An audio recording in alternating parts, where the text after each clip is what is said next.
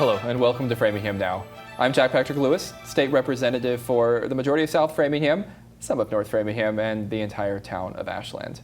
On this program, we talk with elected officials, community leaders, and area activists about the current political landscape in Framingham and the future of the town that many of us call home. As you likely know, this fall Framingham will be voting on new local leaders as part of its journey to become a city. This fall, we will be electing our first city council along with our first mayor. Our program today, we have Ben Neves-Grigg, who is one of the 7 declared candidates running for mayor. I've invited all the candidates to come on the show and shared the questions for all of you in advance. Thank you. Excellent. I hope that this is going to be a fair and balanced conversation, to borrow a phrase there, with all the candidates. To give myself, as a Framingham voter, but also all of you listening, a chance to get to know you all and meet you as you look towards September, where you will have a chance to narrow down the field from the 7 declared to 2. And then those 2 will go on to the election in November. Ben, thank you so much for joining us. And thank you for the opportunity. Happy to have you here, and thanks for putting yourself out there to run. It takes a lot of work and a lot of energy, and just so grateful that people are willing to do it. It's really an interesting ride so far. It is. So I'm sure a lot of people know you. I'm sure you've been out campaigning, but for those watching from home that might not have met you yet, who are you, and why are you running for this thing? My name's Ben Neves-Grigg. I am running for mayor. I want to bring something new to Framingham. I want to give the voters another option. And that's my goal. Why do I think I'm qualified? I've had a diverse career. I started out in the Marine Corps, slick sleeve private, worked my way up to first sergeant. During my tour in the Marines for 21 years, I have worked with a variety of people, all cultures, creeds, races, demographics, genders, and both civilian and military. And I've managed those folks, and I've managed budgets throughout, on occasion, throughout that time of my life. I retired honorably from the Marine Corps, having served throughout the United States, Japan, Norway, and Puerto Rico. I took the civil service test and went on to the Framingham Police Department here. Chief Larrabee hired me back in the day. And I really liked that tour of duty. I worked as a sworn police officer, mostly midnights, worked on all sides of Framingham, so I'm very familiar with Framingham and the demographics of the way it's laid out. I also worked as a crash reconstructionist and a field training officer for the police. During that tour, in the 90s, and I don't know the exact year, I was the vice president of the IPLO for a couple of years. We negotiated a contract with the town. I successfully got a routine pay raise for the 3 years of the contract, longevity pay raises for senior officers and extended vacation weeks. And we worked in the 5 and 3 work schedule, which made it, gave officers more time to get prepared to come back with the whole thing of being able to serve the public better. So I did that. In 2006, I had the opportunity to go into an overseas mission in Iraq. DynCorp International was the administrator of the mission. I contracted with the State Department and contracted with the Department of Defense later on. But as a contractor, I worked directly with the State Department on their police mission, bringing democratic policing and police training to Iraq.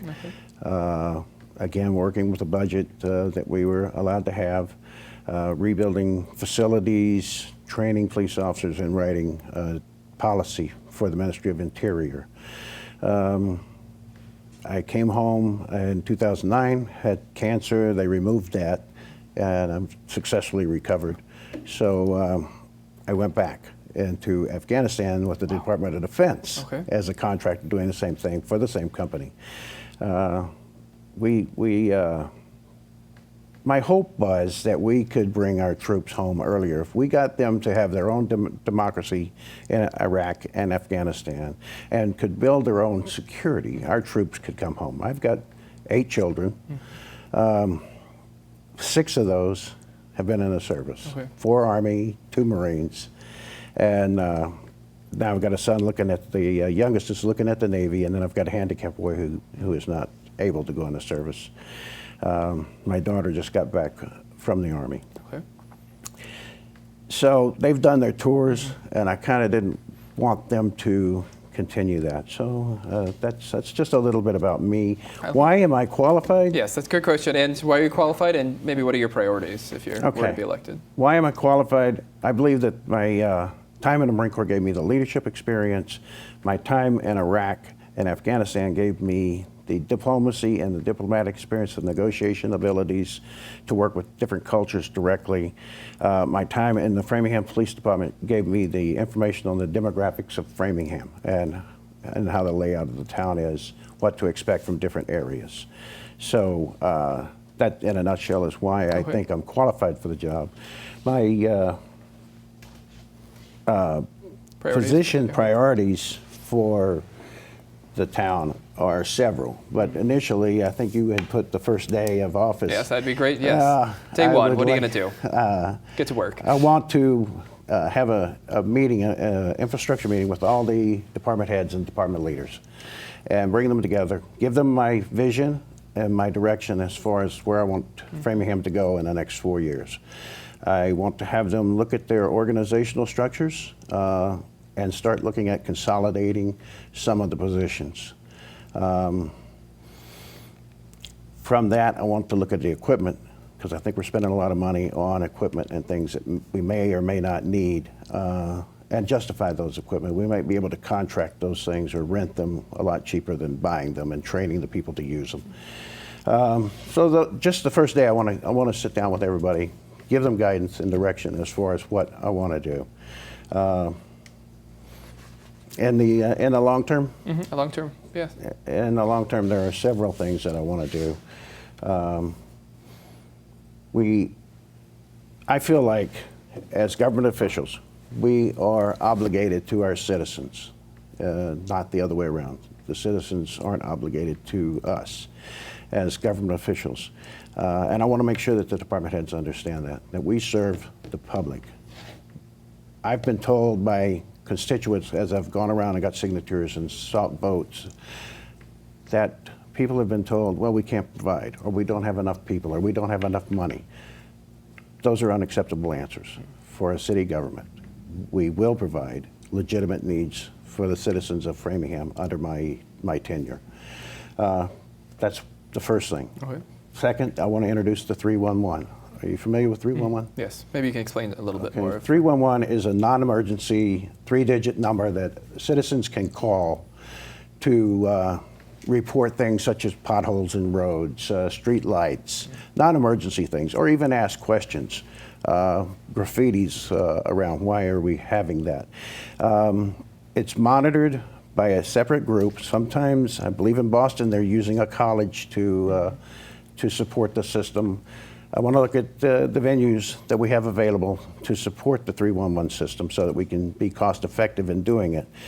But I want to give the citizens the opportunity and a phone number that they can call and get an answer to a problem. Also, we want to call information and data from those calls so that we can maintain a budget and say, okay, in a certain part of Framingham, maybe we need to do something and we can plan for it. So 311 is an enhancement. It also releases 911 operators from nonsense calls. I am curious. Our time always goes by quicker in these interviews than I thought, and we only have maybe 3 minutes left. So I want to make sure we cover as much as we can. And for folks tuning in at home, I'm sure they can reach out to you directly. They should look for you knocking on their door in the weeks and months ahead.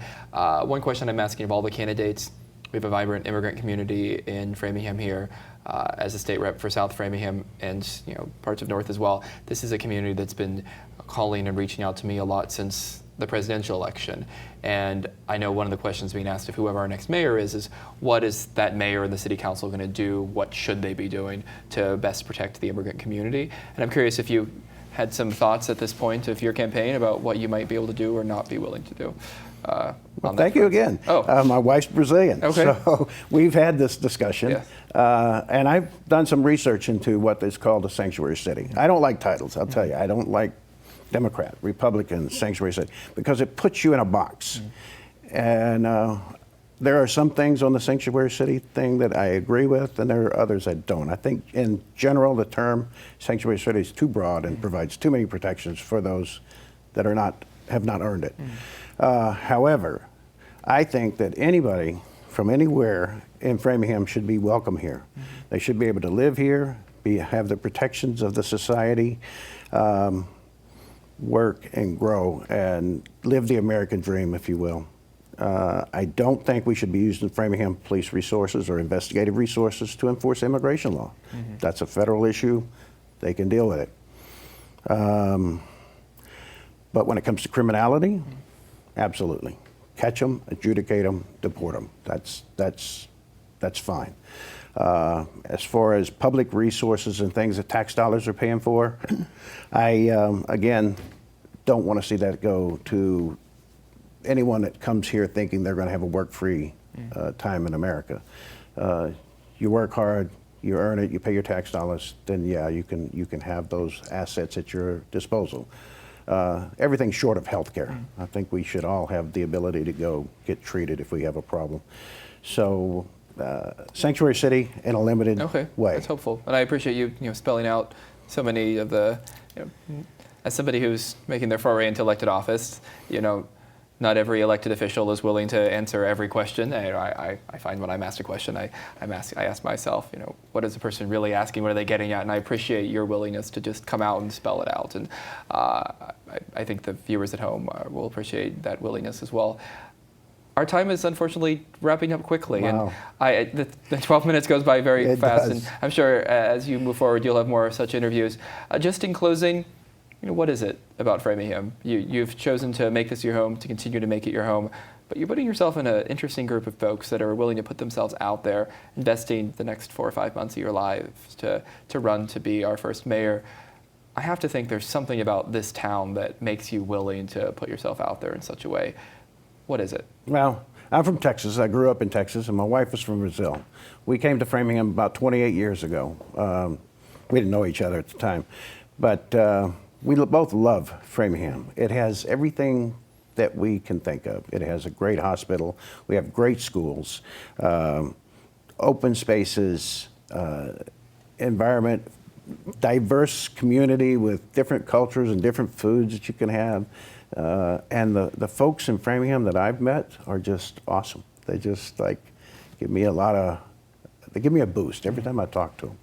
So even if it's in a negative type way, which I've met some of those, it's just, they're always kind and kind-hearted, and they want to do the right thing. So I love Framingham. Excellent, as do I. So I wish you the best of luck as you continue to campaign. Those tuning in at home, I hope you will continue to get to know all the candidates. Look for them out in the streets and at events. And I hope you'll stay tuned as we welcome another candidate on the show here in just a few moments. Thank you, and thank you.